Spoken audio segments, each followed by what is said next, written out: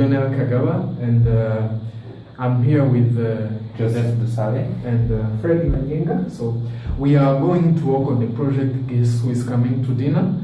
Like we divided menus among ourselves as we were told to, and we worked also on field logs. So on my part, I worked on tailgating party in football games and Hindu wedding, and about the field log, I focused more on urwawa, which is an alcoholic beverage made in Rwanda traditionally. So maybe Joseph can continue. Thank you so much, Lionel. I personally worked on the three-lead portraits and the Hawaiian poi. So on the Rwandan specialty, I worked on runongo, which is a way of cooking potatoes and other tubers by roasting them. Okay. Yeah. Thank you, Joseph. So on my behalf, for my menus, I will be talking about the Pennsylvania Dutch cuisine and also the Japanese rice. Both of these will be actually settled from their countries of origins. Also, on the field log, I will be also talking about amata, or what we refer as in English, milk itself, and its role in the Rwandan traditions and rituals that goes with the food itself.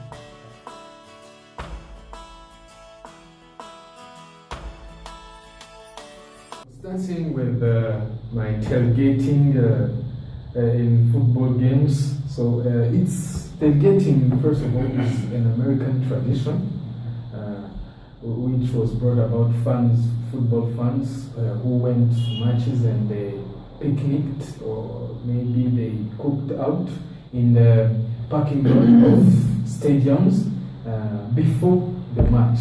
So it's a culture that was good. It made people to be with each other and discuss about the outcome of the match, updates how everybody is doing, so as to create a relationship, a bigger relationship. So this tailgating event was considered as in the last event or a neighborhood where everyone is available. As we know, like many Americans have busy schedules. They don't have time for discussing like for a long time. So this event was an opportunity to create that bond and that relationship. Mm-hmm. So the tailgating like mainly was made in a parking lot, as I told you, but people like brought kitchen full accommodation in the kitchen, like grills, like ice coolers for beers, for drinks. So it was like a kitchen like there in a parking lot. So it is a good thing. So the main foods which are like cooked are hot dogs, sausage, stick, chicken, pork. Mainly it's meat, grills. So many people like ask why is it meat only, but why do people like to do this? But because it's easy to cook. If you are a man, you know how to cook on the grill like meat, like so it's easy and it's outside. Everyone wants to enjoy and eat, so it's easy to cook. And the other thing is like many people like meat. So there is a saying that says that there is nothing else that causes primary action in a person, in a human, than grill, than meat on than meat on grill. Yeah. Okay, interesting. Okay, and sorry for like that. And there was also drinks, which was alcohol, like beers, to make people joyful and in a jovial mood so that they could cheer for their team. So this event was a good thing because even if you went home without winning the game, you were happy because you met people, you bonded with it, you partied, and it was kind of a pre-game thing, so it was good. Yeah. So going to Hindu wedding. Hindu wedding is a sacred thing in Hindu culture. So there are some foods which play bigger roles in marriages and weddings. So here I'm going to talk about 3 types of foods. There is coconut, there are cumin seeds and brown sugar. There is also turmeric called rice. So going on the coconut, you see that the coconut has a hard shell, like that. So when the bride, together with her father, like the girl, presented it to the groom, it was a sign of respect also, but it was wishing him to succeed in whatever he did. Because you see, the coconut grows in any area, irrespective of the climate, even if it's hot, even if it's wet. Like it adapts itself in any environment, whether it's hard or like soft for it. So it was a kind of symbol, like showing him that whenever situation he may be into, he may lead his family and prosper and succeed in whatever challenges he meet with in his life. So going on to the cumin seeds and brown sugar. These things are, to understand them, seeds are salty, and sugar is sweet. So it represented both bitterness and sweetness of life. In life you laugh, it's funny. In life you face, sometimes you are happy, sometimes you are sad. So you need to be ready to experience that that moment. So you don't need to stress out and be uncomfortable too much. So you need to grow up and accept that sometimes things are bitter, things are sweet. So the other thing is turmeric colored rice.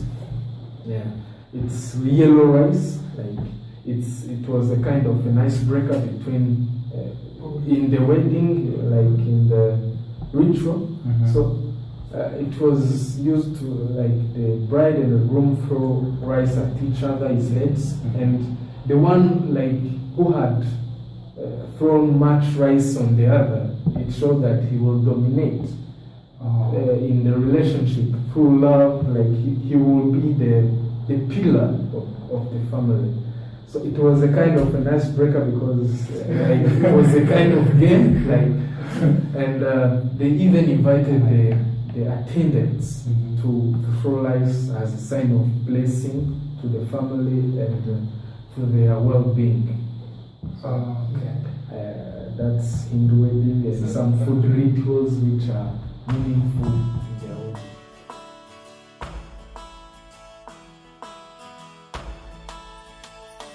I have a question now.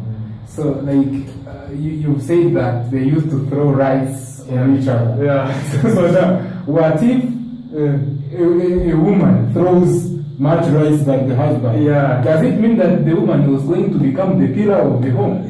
Sometimes, because really in a household, sometimes you see the dominant part. Maybe the woman, she's taking care of everything.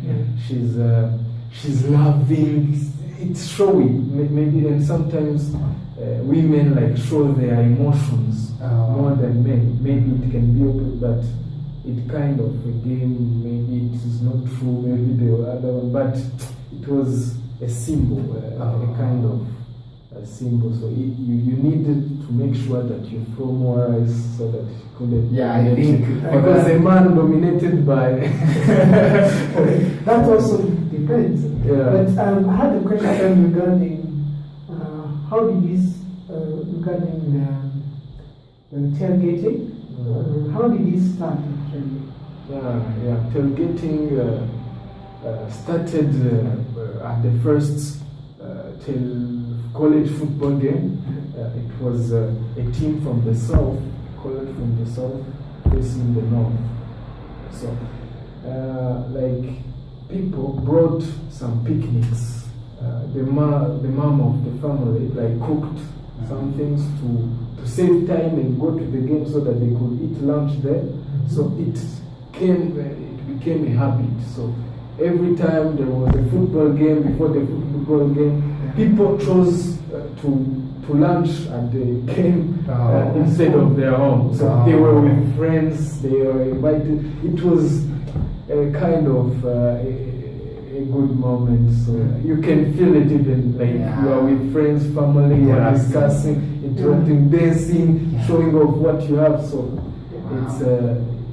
it's a sign that American culture value more society well-being and belonging to a certain community. So and creating friendship, networking. So it's a kind of thing. That's great. That's good.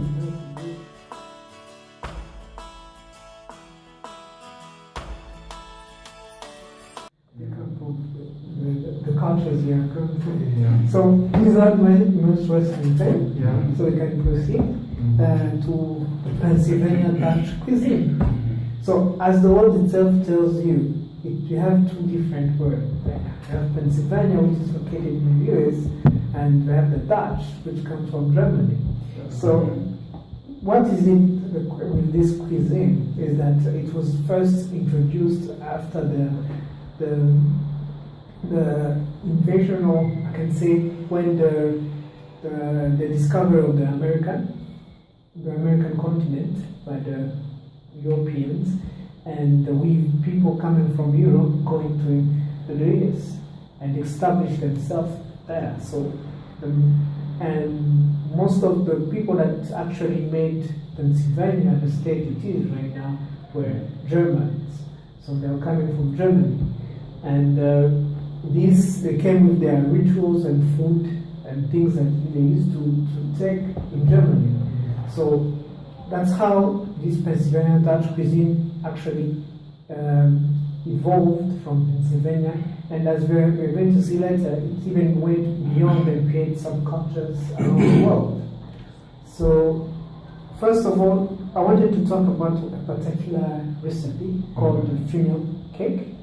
So, as you know, what comes when you talk the funnel? A funnel is a simple object, cylinder, and where you pour something, and then there is a sharp end where it can come out. So the funnel cake is the name originates from that. So it's a cake usually made by zigzags.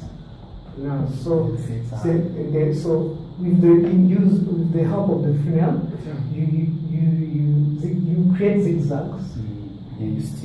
From the butter you introduce there. You put it in the oil and it boils, and it's usually come out as something we call mandazi and mandazi. I think you guys donuts. But instead of donuts being a round or a certain shape, they are zigzags. So it's kind of amazing. Yeah, it's really amazing. So itself, the recipe has also dispute about where it comes from. So some people believe that it's coming from New Jersey, for example, in the United States. Others are refuting that. They're saying it's coming straight from Germany? No, not from Germany, from Pennsylvania.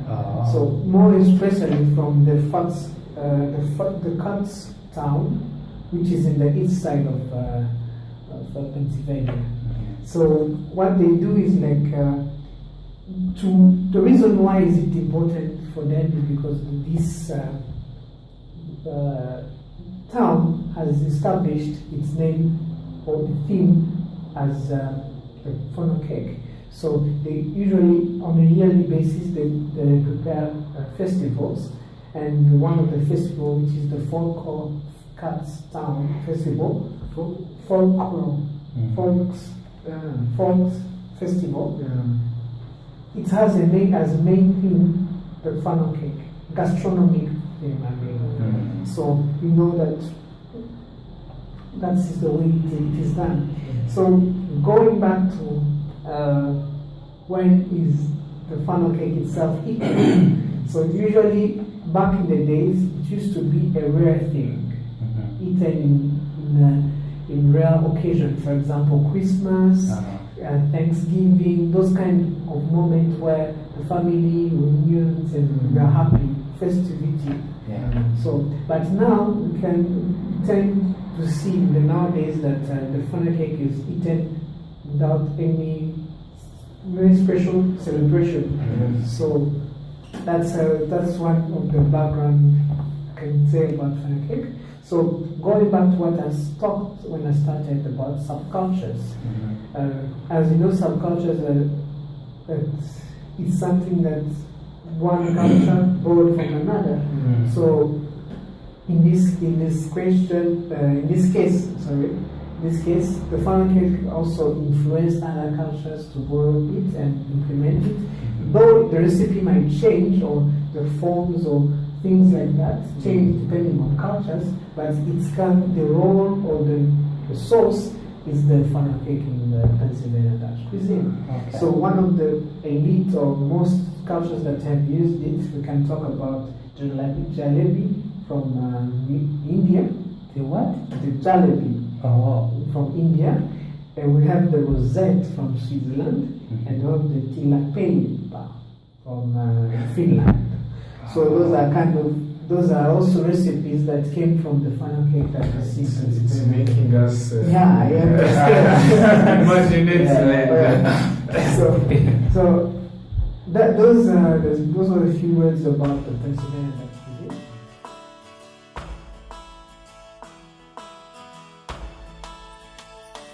I'll go to my second gastronomic culture, which is before you continue, I would like to ask you a question. Which country can we really say that is the one which originated that kind of food? Can we say that is United States, as it was created in Pennsylvania, or it is just Germany, as we know that it's Dutch cuisine? Actually, I was also having a small issue with that because it wasn't telling me where exactly it comes from. But from my last researches, I found that the thing is with funnel cakes is that it was mainly brought by in America, but it also originated from another recipe in Germany. So the funnel cake itself is a self-made American recipe, but it originates from it drew its points or origins from an old recipe in Germany. So that you can say the funnel cake originated in the US, but the main origin is from Germany. Thank you.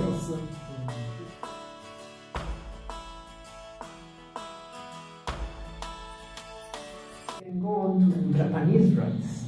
So Japanese rice for them is the definition of their country. Almost. It's Japan, the rice define actually Japan people. So it's the definition of the country. Interesting.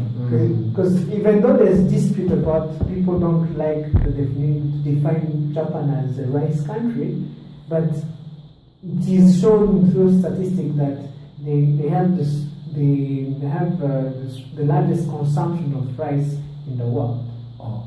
So this is another point. So to show you again the reason why Japanese say such a thing is value a lot rice. Is that they believe that the social behaviors that the Japan themselves portray come from the fact that they eat with rice. So actually, that's what they believe. So one of the concepts or behaviors that they think originated from rice might be the notion of wa, which means harmony in Japan. Yes. So, or the conscious seeking attribute. this is another thing that we believe comes from eating wheat rice. That there's no scientific proof, but that's the way you believe most of the Japanese people. So another thing to actually look at how they value rice is that they have two definitions of food. Rice is defined by the word gohan. Gohan, which means food in other words. That means rice is the source of life. So, because we all know that food is also a source of life. So, then they compare rice as the food, the main food, which can also be regarded as the king of foods in Japan. So, to show a little background of the rice, the rice was introduced in Japan in the 3rd century, and it was also the bedrock of political leadership. It's actually one of the things that we can find is that through the history of Japan, rice was used as a political tool. For example, a simple example is that the emperor of Japan had to do some rituals every season or every year that regards specifically to the cultivation of rice and also to the harvest of rice for the favor. Those are rituals that the king himself or the emperor himself would do in order to have a good union at the end of the seasons. Another also ways that this rice was used in political matters. We can talk about the World War II. The World War II, where, for example, rice was so people were sensitized to grow rice in a large quantity because they thought that the rice was the unique definition of Japan. So, for example, it's to state the actual word is that the only one that they thought, the Japanese military and the other leaders, they thought that it was the only one that represent the purity of the Japanese South. So, that also show you an importance in the back in the culture of Japan, how deeply is rooted the rice component. So I chose one recipe that is almost known by everyone, which is sushi. So what? Sushi. Okay. Maybe it's the first time to hear exactly. that. That's what I'm trying to inquire. So the sushi usually it is rice and fish. But sushi, yeah, it's rice and fish and some vegetables and but those were the main component is rice. Was it like a mixture of food? No, it's not a mixture of food, but you take rice on one side and fish on the other side and vegetables too. So what they do with that is that usually it started from the fact that Japanese mainly wanted to conserve fish for a longer period. So that they started to enroll it into rice. And through on it started to, for them, after a longer period, they understood that, like, they tested it and they say, oh, that's good. So they actually made a recipe out of it. So yeah, it started as a storage facility, but then it started to become started to be okay. Yeah.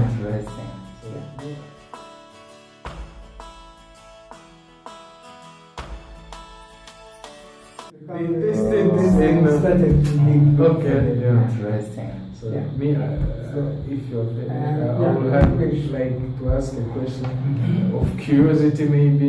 Like, we know that in Rwanda we eat rice, and it's kind of amazing. Like some people consider it a major food and even a definition of their country. So, does the Japan rice taste like the Rwandan rice we eat? Because maybe it has a good taste than other rices around the Okay, world. usually I would say that the rice is rice. Wherever you go, but it depends also on the soil fertility and how is it depends on different factors. So one factor that Japanese say is that their rice is wet. That means it is deeply planted. Their plantation is of like there's water and you put the rice inside, so it grows out of water. It's irrigated, more good. I would say that. I will taste it to see the difference. So maybe you guys need to go to Japan one day. Yeah.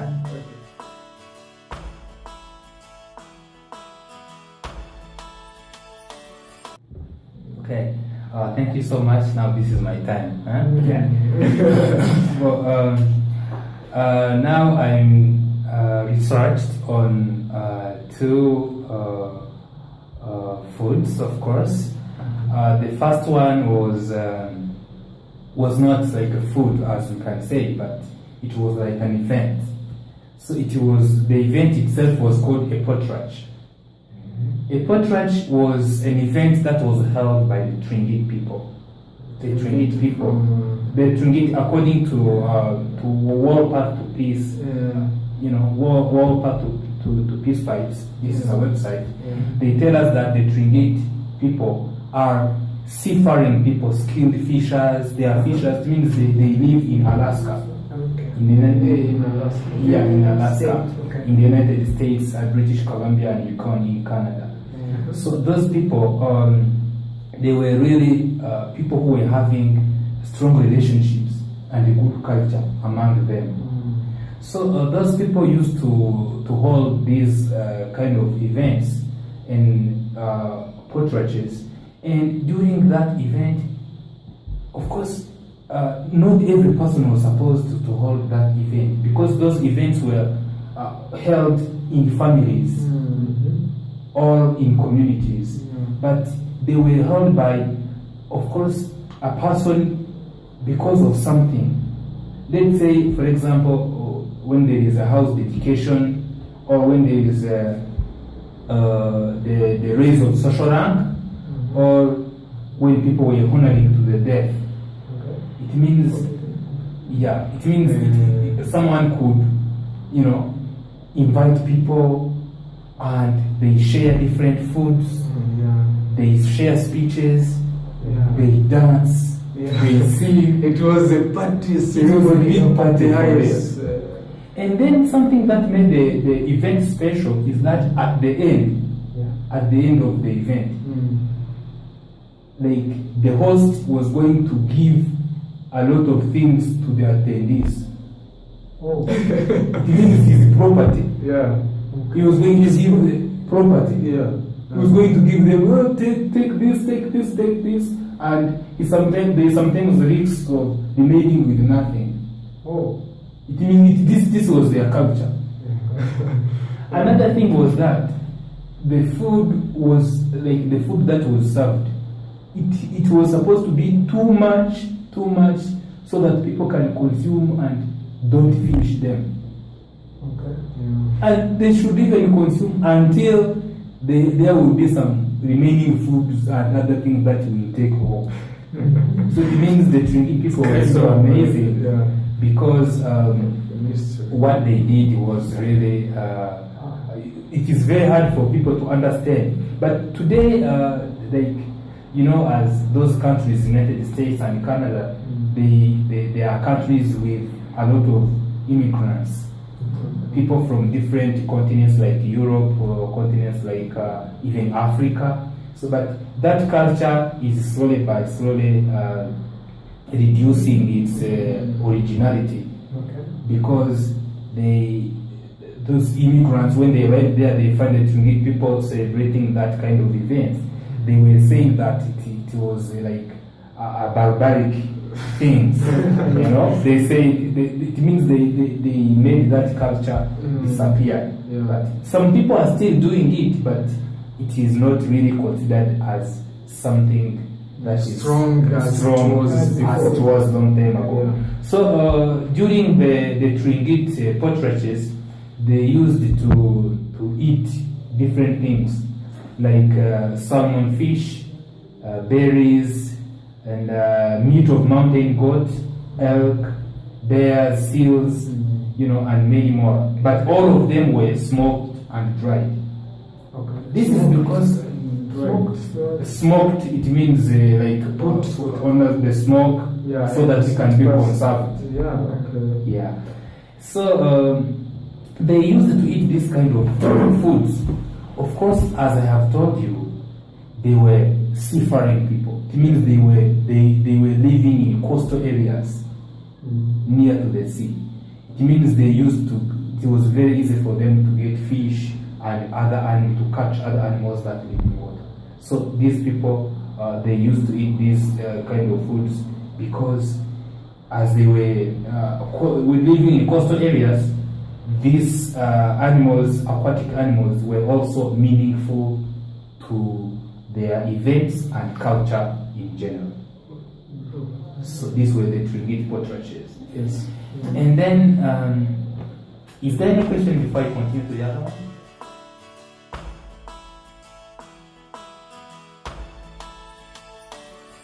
Thank you. Yeah, me, I have a question. Like, you said that they made a party and they cooked too much so that it could be too much, and there will be remainders, and they gave gifts, their property to their guests. So I'm wondering, if you were poor or you couldn't afford such kind of things, were you considered an outcast, or you were considered insulting the culture, that ritual? So I wonder.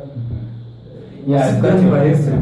So as you know, in every culture, there will be the social classes. Let me say, there will be some people who are noble, others who are slaves, others who, there will medium middle class. It means the Trinidad portraits.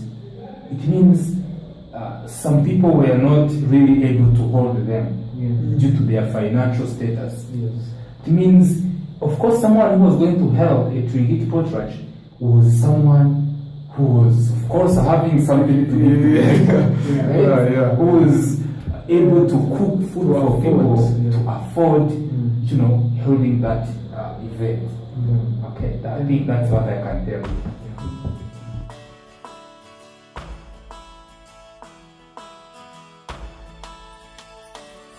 So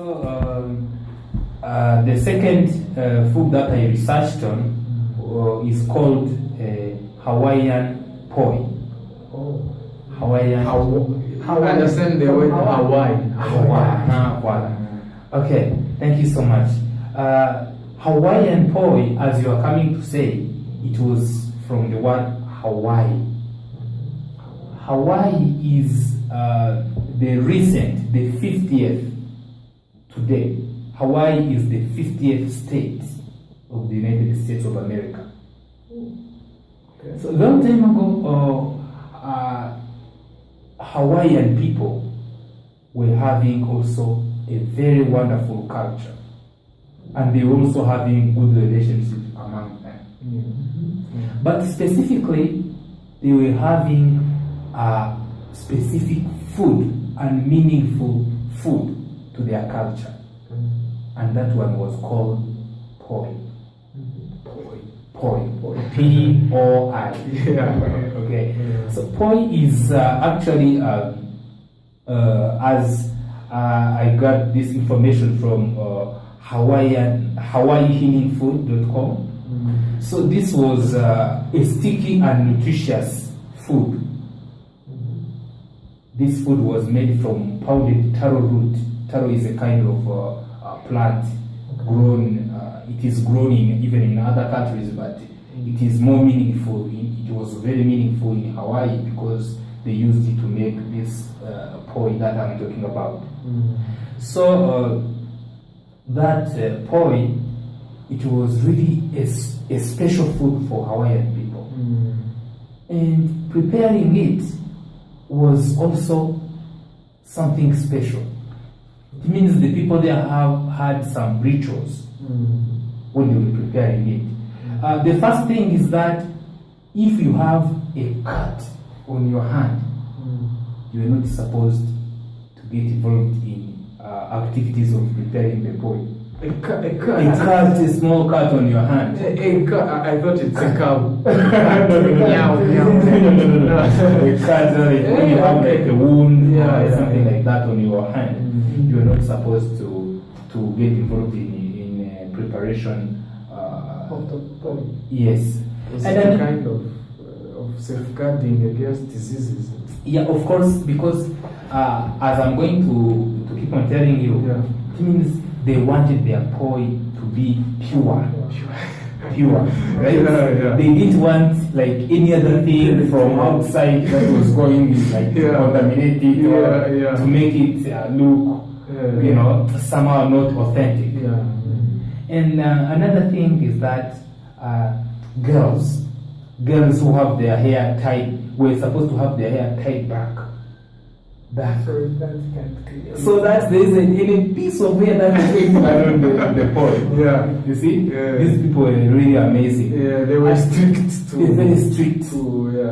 Another thing, sometimes the girls, in order to embellish themselves or to make themselves beautiful, they sometimes put cosmetics. They see cosmetics or the lipstick. Lipsticks. Exactly.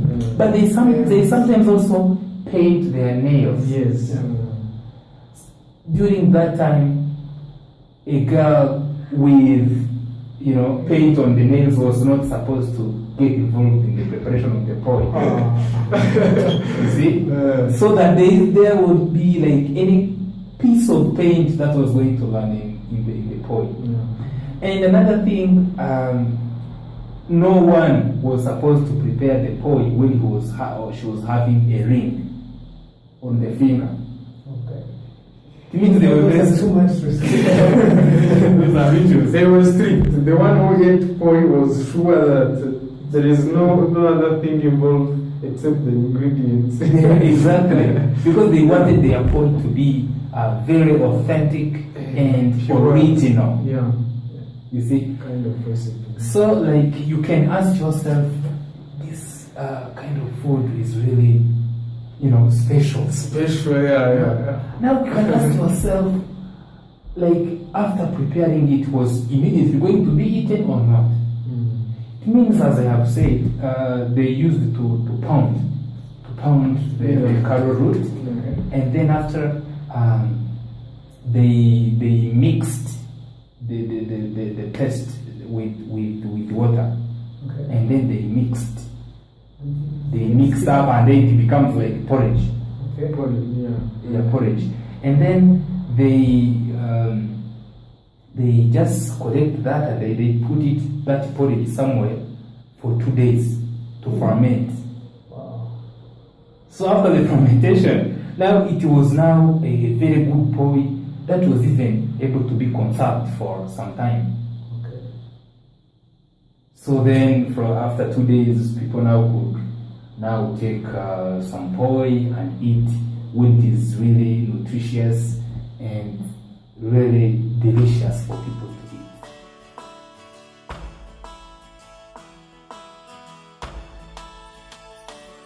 I have a question on that. So, since they were fermenting it, was it something wrong with it eaten directly? So it means the people could not immediately eat poi when it was not fermented. It means they were still going to wait for those 2 days in order to start eating it. As you can understand. It is like eating food when it is not ready. They were supposed. There's no cooking on a grill or on anything related to that. Cooking the poi? Yeah. No. It means they used to ferment it. You said we're fermenting the poi. So how is there anything like cooking it or like putting it on a grill, like preparing it in another way? No. Poi was not really cooked using saucepans or fire. No. It means what they used to do after just mixing the taro or paste with water, they put it somewhere. They cover it somewhere. Like it was going to spend 2 days there to ferment and develop an agreeable taste. So that was the only thing that was done. It means they did not cook it or doing other things using fire. So, like I'm wondering, like, is poi tasty? Like a thing which cannot be fermented, which is fermented only, not cooked. Like, is it sweet? Is it bitter? So, I can't imagine like how it tastes. Well, due to a substance where it was made from the taro root, of course it was sweet. It was a sweet substance. Yeah. It was sweet and sticky. Sweet and sticky. Yeah. When they eat it, do they accompany it with another thing? Does it have a sauce, maybe? Well, no. Poi was eaten as it was made. It means poi was, like unique and like. Let me give you an example. Sometimes when you cook porridge, and like the porridge is very thick. It's very thick. So like with a very thick porridge, you cannot eat it using like a cup. Yeah. When you try to eat it, it is not going to get out of the cup, because it's very thick. Yeah. That's how the poi was. So of course, honestly, I did not go to Hawaii to test it, but according to the information that I got from this website known as www.hawaiianhealingfood.com, it means they even show me there's some pictures and the explanation that they gave me was showing me that poi was a very good food for the Hawaiian. Yes. So coming to the end, I would say that poi was very significant food to the Hawaiian people because it helped people to come together during different celebrations also, and because even people from other countries, from like Europe, they were so interested in knowing how the poi tastes like and what it means to the Hawaiian culture. So they could come in Hawaii to experience that, to taste it.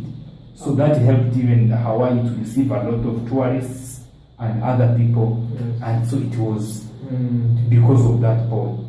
Yes. So apart from bringing people together and attracting different people to come to Hawaii, so that's why even today, though poi is not being prepared, as you know, we have now come to the progress, development, cultural things are no longer being valued. Yeah. But that is the Hawaiian poi, and feel free to ask me any question if you have. It's okay. Yeah. Thank you.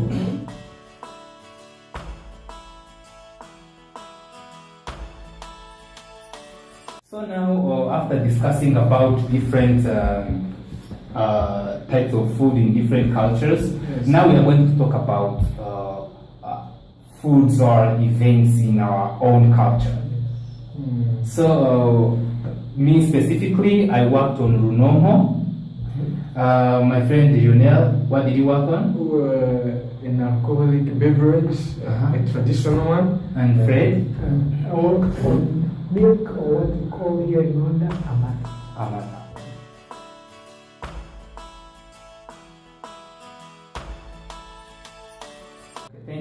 So let me start by telling you about Runoho and how it was made.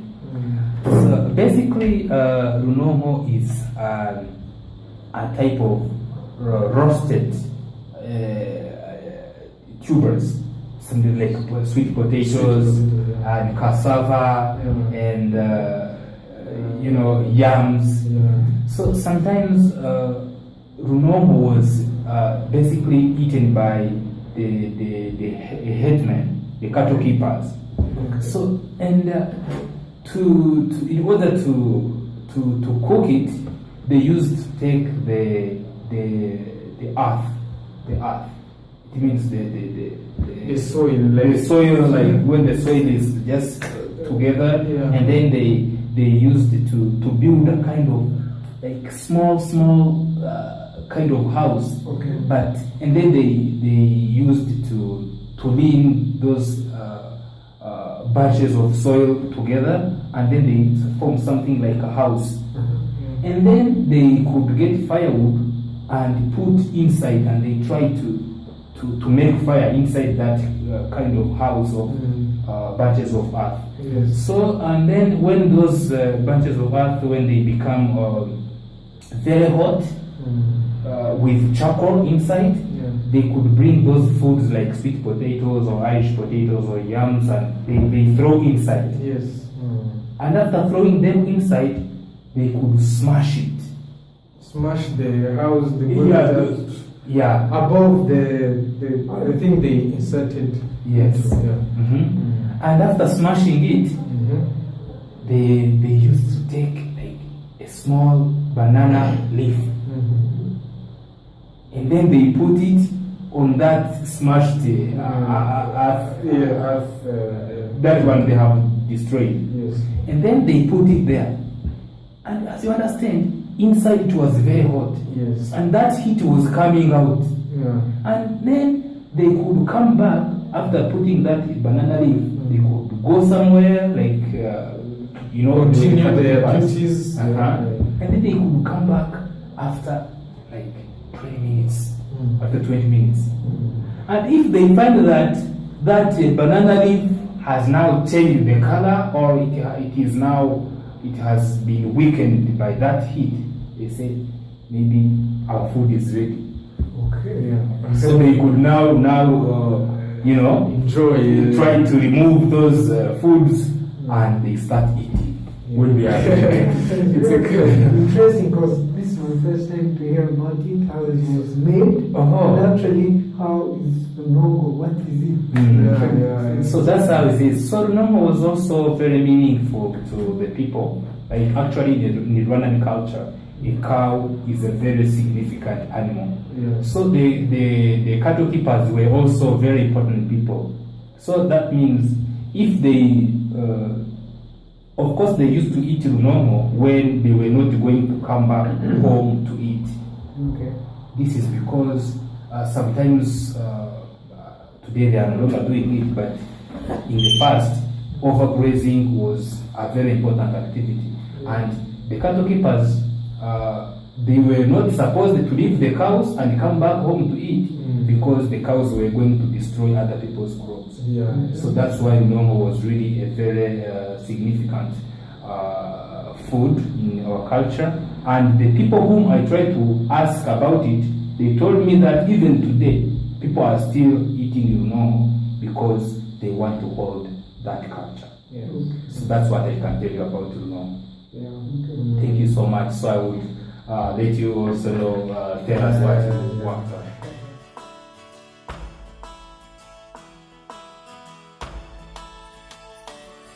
So we are Rwandans. I know that you know much about our culture. So I'm going to talk about urwagwa, or for Westerners or people who don't understand, it's an alcoholic beverage, a traditional one. Yeah. So, like, to people who don't know urwagwa, maybe you know, and even some tasted it. It's a kind of, it has a brown color, like from the bananas and the sorghum, like they mix together. So it's a thing, like a drink which was used in ceremonies, in celebration, or religious rituals. Like even now, it's used, and some people like feel like they like it more than other beers or other Western beers. So it's a kind of our uniqueness, like our made drink. So it was commonly made by for personal consumption. Mm-hmm. So at home, like mostly women like went and prepared the thing called muvure. Mm-hmm. If you know it, it's kind of it has the shape of a boat, like a boat, like Small boat. yeah, a small boat. So they put bananas. It's a wooden container. Yeah. It's like a boat, like it has. It's a wooden container in the form of In the form of like a boat or a canoe. Yeah. So they put some bananas there and they squeezed them, maybe using hand and some even using feet. So and they wanted to get juice from those bananas. And so after getting the juice, they mixed it with roasted sorghum flour. Sorghum, you know it, it has a brown color and white. So when they mixed it, it made a kind of brownish color. So and they left it to ferment for 2 days. And 2 days? 2 days. And sometimes they even added honey to make it more tasteful, more sweet. So and it was, and I tasted it, and it's a kind of good thing. Like it's sweet and it's good when it comes. So it's mostly men, no women like drank alcohol, like drank alcohol. So it was mostly men. So and so when you offered your guests, it was mostly done in one culture. When you had a guest, especially a man visiting you or your friends, which were men also, you offered them something to drink to make them feel comfortable.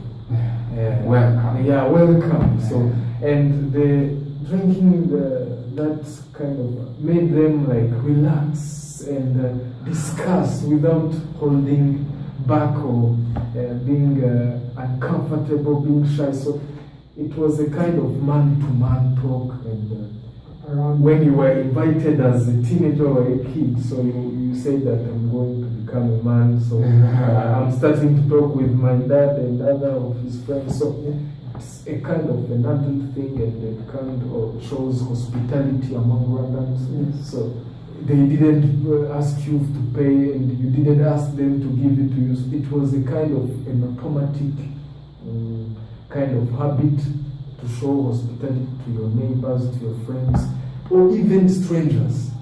In our culture, we know that when you come from elsewhere, like you could go and ask for people living in some villages and ask them for hospitality. And it was a common thing. They accepted without any further thinking about it. So it was also used in weddings, ceremonies where they, what we call usara. You know it, where the groom and the bride's parents argue about giving the young man their girl, their children. Dowry giving. Yeah, dowry giving. So they offered something to drink and eat also, but mainly drinking. So and there was even a part where they sat in circle and shared that rubber in a big container called Kirindi, you know it, a big container where they inserted a pot, where they inserted straws, and shared and tasted it and talked about how it is. It's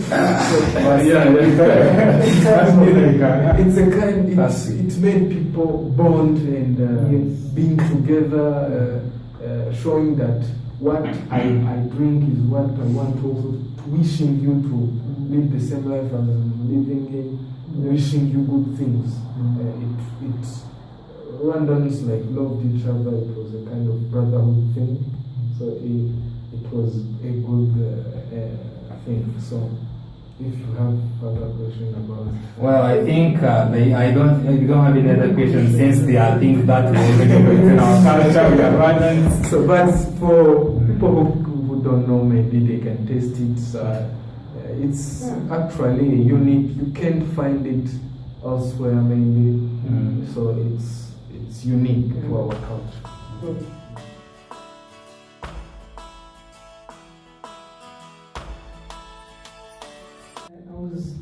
My culture or the food that I choose, even talk about it, comes from a cow. And you said well that cows are a very essential animal or symbol, domestic animal or symbol to Rwandans. To have a little background on that, the cows were, when you had too many cows, you were like described as someone who is rich and well. Prosperity. So, prosperity. So like food, like something that came out of it was milk. And milk was very highly valued in the former Rwanda, and even up to now. Even still drink milk and even value it as we used to in the back then. Yeah, like a quick question: do you drink milk? I do up to now. What does it but it's no longer as something as a ritual. It used to be back in the days. So one of the things that one of the ceremony that the milk was take place is, for example, in Uganda, I think, where Rwandans, that was a ceremony that Rwandans celebrated the end of the season of the harvesting season, and celebrating the thing that we got. So, and one of the essential things was milk. Milk was a very symbolic thing, which means that I wish you well when you gather around and drink milk. Most of the time it was given to kids or even adults, some adults and women, to show them that I give you life, I wish you life and prosperity in whatever you do, because it was something very important. And something also you noted out is that it was also given into when the Twikura, where it's another part of marriage, visiting the bride and the groom, to see whether they are comfortable in their homes. Milk was also given back then as a sign of fertility, to wish fertility to the new couple. Like up to now, if it's even done right now, I can say I drank that milk for my uncle. My uncle is Twikura. That's to show it was one of the ways that it was used back then. And one of the things is that Rwanda back then even used milk for producing something like what they called amavuta, which is for the skin. It is lotion. It's like, can we call lotion up to now, but it wasn't a lotion. Butter? But yeah, you can say butter. It's butter. It's butter. But butter from oil. From oil, in the milk, in the milk, coming from the milk, and they used it for their skin, for different other uses regarding this. So, in short, to cut the story short, milk was an essential, very essential component of what the culture was, the Rwandan culture was back then, and it's seen everywhere. Like even up to now, people are still doing the same rituals, and when they're in a ceremony of weddings and stuff like that. So this is it's a continuous thing, and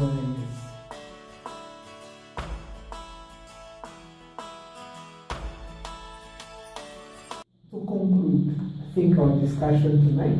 Yeah. So I think it has been a very experiencing thing going through this project, because we were able, I think everyone got something out of it. Yeah. So we all had something came out of it. So I would like a brief takeaway that anyone can come up with. So starting with you. Me, I didn't know that foods had some important part in some ceremonies. They had some meaning. So I know in Rwandan culture we didn't have rice, meaning coconut. So when I went through these cultures, so I experienced that everything in this world means something to someone else. Maybe it cannot mean something much to you. Maybe it meant food for me, but other people consider it a separate thing and an important thing in their culture. And even when they explain it to you, you learn more things about them, and you can even and adapt their ways and their cultures and change some of your own behaviors or habits. So it's a kind of new experience, and I was happy to know so much things like this. Yeah. So to me also, What do you think you learned? thank you for asking. For real, I learned so many things throughout this project. One of them is to understand other people's culture, what they like to eat and what the food means to them. So of course, when you are a citizen of a country, you think of what you can see. But for me, throughout this project, I tried to learn more about other people's foods, and it was really amazing. But specifically from what you have presented, I have liked the way those people used to eat the foods before football match. It was really amazing. And it was also exciting to know how the Pennsylvania Dutch cuisine was prepared, which is really a good thing. Now I've just gained a lot of things of how other cultures look like and the food they like to eat. So it's like a plenty of knowledge and information I have collected via this project. And that's also one of the things I can go on, but it's something that I think I've learned a lot. Other than what you guys have talked about is the idea of the things behind every culture. So every culture has its own ways of doing things. So I was really interested and intrigued in some things. For example, really regarding, for example, the Japanese rice, which is a huge heritage back in 20th century. But you see the idea behind it and the way they perceived it was very amazing for me. And the way they valued it, it was very amazing. It opened my mind to the fact that your culture may limit you if you don't go beyond and look at other things. So I really enjoyed this project, and hope you guys also did. So, of course. We learn diversity. It's a good thing, diversity. So thank you very much for the things. Thank you for this video, and thank you for sharing your work, and see you next time. Okay, thank you so much, right? I'm Joseph Dusabe. And I'm Lionel Kagawa. And we'll think after.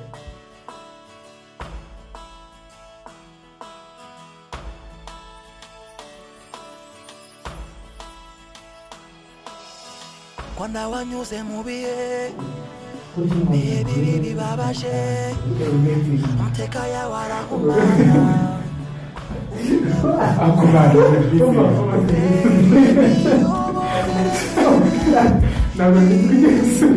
Ariko byose